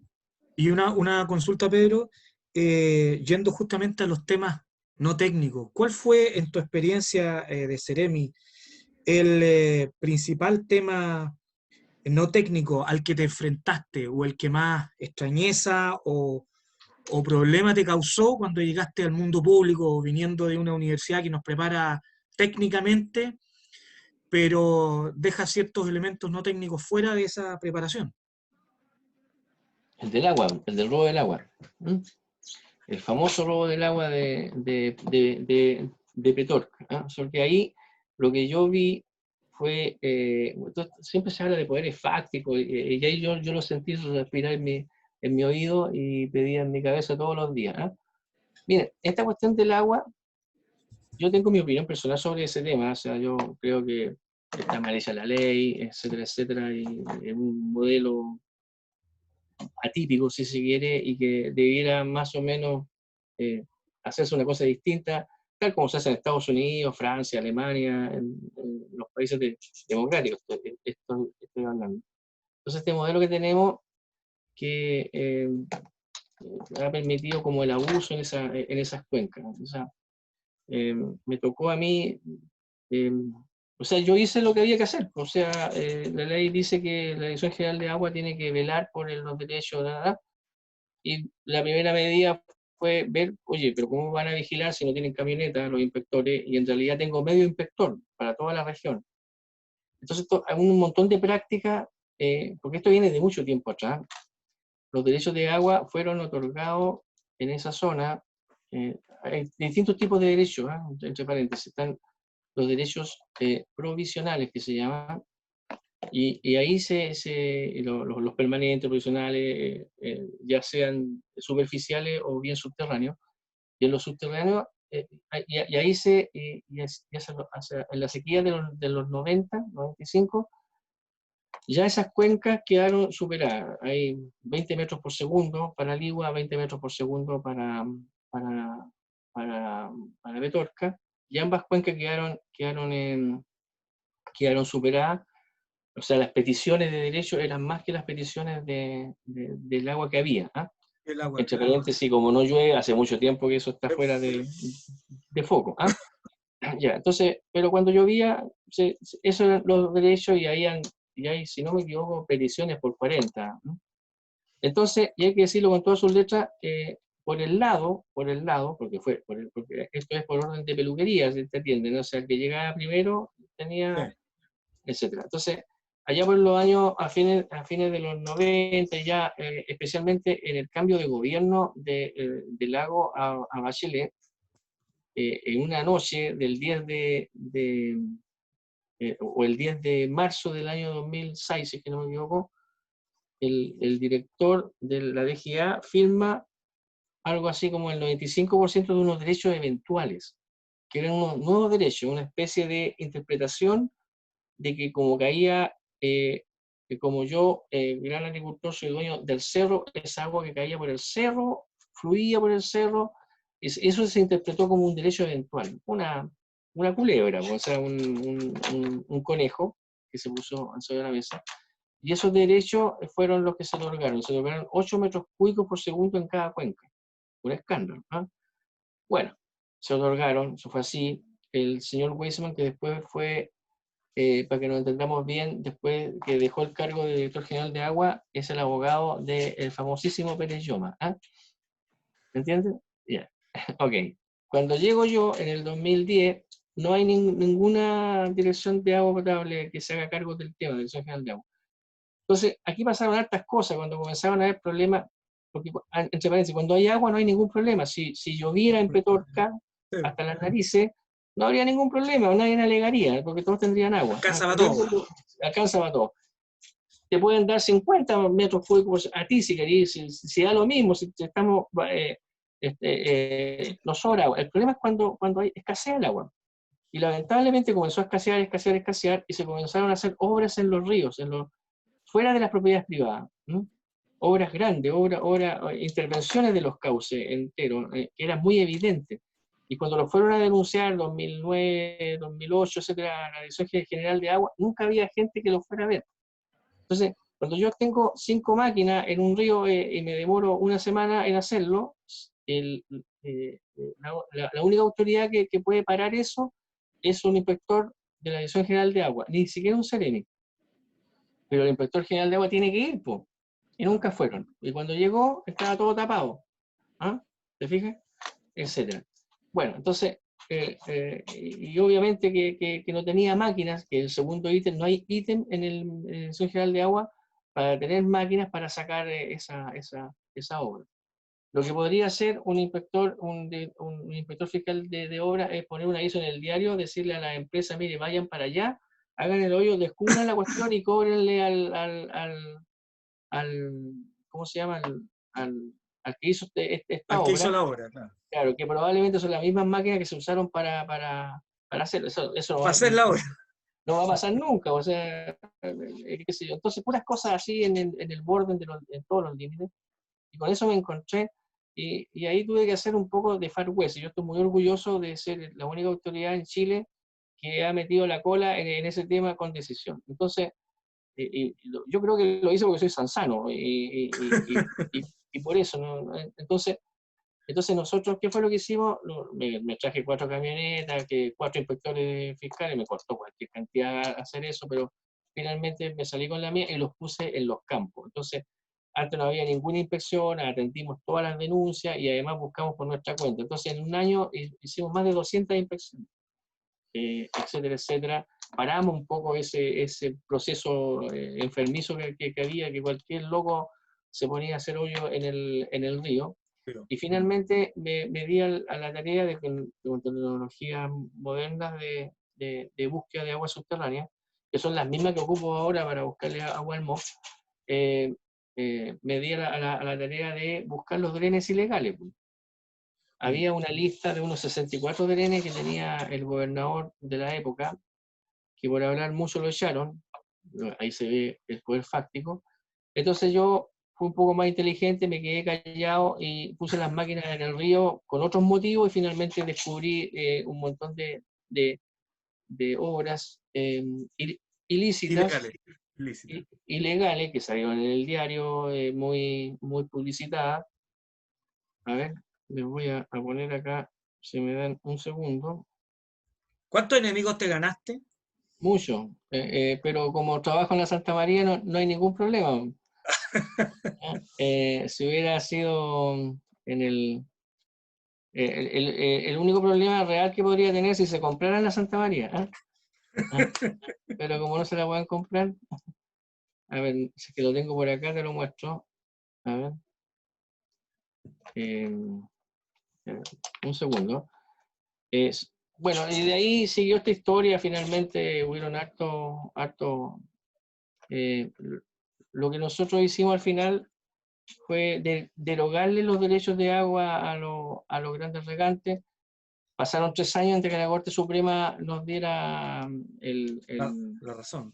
La razón, pero ese fue, si tú me preguntas a mí, como la cosa más difícil, digamos, que me tocó vivir, digamos, y que me acompañó desde el 3er año de estar ahí hasta que salí del cargo. Y hasta el día de hoy, lo que me ha gustado de todo eso, que los guasos de la zona, cuando conversan del tema y haya una autoridad X, Z, siempre me cuentan a mí que no, que estuvo tal personaje aquí, del gobierno anterior y de este, ¿cierto? Y mire, ¿sabe qué? Está hablando aquí, el único que hizo cosas fue un profesor de la Santa María que vino por aquí, que no sé cómo se llama. Sariego, sí, ese mismo. Entonces, de eso yo estoy muy contento de haber hecho lo que había que hacer. No sé si es que me explico. Gracias, Nadie Pedro. hizo lo que había que hacer, yo nomás. Gracias, Pedro. Ya, pues. Oye, daríamos espacio para una última pregunta. Ahora, si no sale de los alumnos, yo encuentro que un factor no técnico al que tú te vistes enfrentado es el tema del centralismo y que las decisiones, en este caso, normalmente las grandes decisiones se toman en Santiago, lo cual es un factor que no técnico que uno tiene que estar normalmente considerando. No sé si hay alguna pregunta de los alumnos, si no sería lo último, profesor, que le pediríamos. Yo, ¿Sí? ¿Sí, Camilo? em, sí, en el desarrollo de un proyecto, eh, ¿qué cambia cuando cambia el gobierno? ¿Cambia algo? En el desarrollo de un proyecto no, po. No. El proyecto, por ejemplo, no sé, hacer una carretera, tanto, eso es sumamente técnico. El proyecto ya comenzó ya. No he visto nunca que bajen un proyecto de este tipo de que se hacen en el MOP o en el Servio. El proyecto es el proyecto. Hay que hacer un embalse, hay que hacer una carretera, hay que hacer una defensa costera. Eso es lo que hay que hacer. O hay que hacer un colector. Así que no cambia eso, ¿no?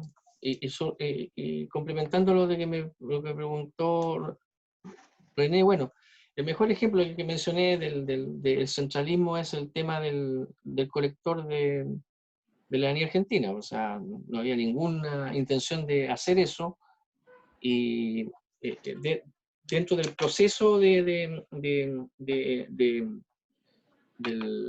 para que te aprueben el proyecto de inversión, finalmente hay una reunión que yo creo que quedó de cuando Chile estaba iniciándose como república, ¿cierto? Mira, hay una reunión muy característica en que va el intendente de cada región a la capital, ¿cierto? Acompañado de todos los que hemos desarrollado el presupuesto regional, y como contraparte está el representante del ministerio que corresponda, ¿cierto? En este caso del MOP, acompañado por un burócrata sacado de los libros, o sea, un señor de bigote, ¿cierto? Que solamente escucha como las últimas quejas del intendente. ¿Ah? Yo creo que eso viene de los tiempos, no sé, del 1850, cuando se iban a caballo 4 días a Santiago y hablaban con el hombre del tesoro allá. Ese es como un ceremonial a mi juicio. Y el primer año que yo estuve ahí, que me tocó participar, del 2010 al 2011, yo tenía claro el tema del colector, de su necesidad, etc. Y quedó fuera. Y yo hice una escena que podría calificarse de histérica, digamos, golpeé la mesa, ¿cómo es posible? ¿Hasta cuándo? Y el intendente también, entre los dos hicimos una HI, digamos, una cuestión. Y por eso que nos aprobaron hacer eso, ¿ah? Entrar en esa dinámica. Eso quedó fuera fue una cosa anormal. Al otro día, o iba saliendo de la reunión y me llamaba la subsecretaria, que era como mi jefa, y después me llamó el ministro, que qué es lo que estaba haciendo, etcétera, etcétera, que eso no era posible, y me retaron todo, pero finalmente, con el escándalo que armamos, lo sacamos, ¿cómo se llama?, adelante ese tema. Después, en la historia, yo he conocido otra historia. Había un intendente en el gobierno anterior, se llama Iván de la Maza, que era bastante histriónico, ¿ah? Y él hacía, digamos, uso y abuso como estrategia también de poder levantar algún tema que le interesaba. Entonces era famoso porque finalmente hacía un HI, digamos, y finalmente venía una comisión de Santiago, el intendente, ¿cierto?, a hablar con él, a buenarse, y él los tenía afuera todo el día y lo atendía casi a las 10 de la noche, donde entraban y lo retaba, digamos, etcétera, etcétera.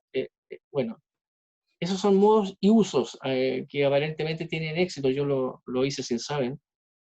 Eh, eh, que son habituales en este tipo de prácticas en el marco de un país centralista. Si este fuera un país federal, sería un poco distinta la cosa, ¿no? No es federal, ¿no? Carrera quería que fuera federal, pero no, finalmente hicimos un país centralista, ¿no?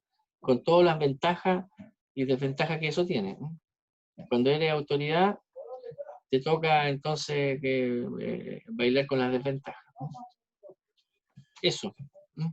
Gracias, profesor. Le agradecemos, ¿cierto? Qué Y bueno. en nombre del curso, un aplauso virtual de todos nosotros, ¿cierto? Por su, Muchas gracias, muchas gracias. Clap, clap. su destacada Clap, clap, clap, participación. clap, clap, clap. Ah, muchas gracias. Ahí Ahí está están bien. poniendo las Ahí manitos. están bien. los aplausos. Ok.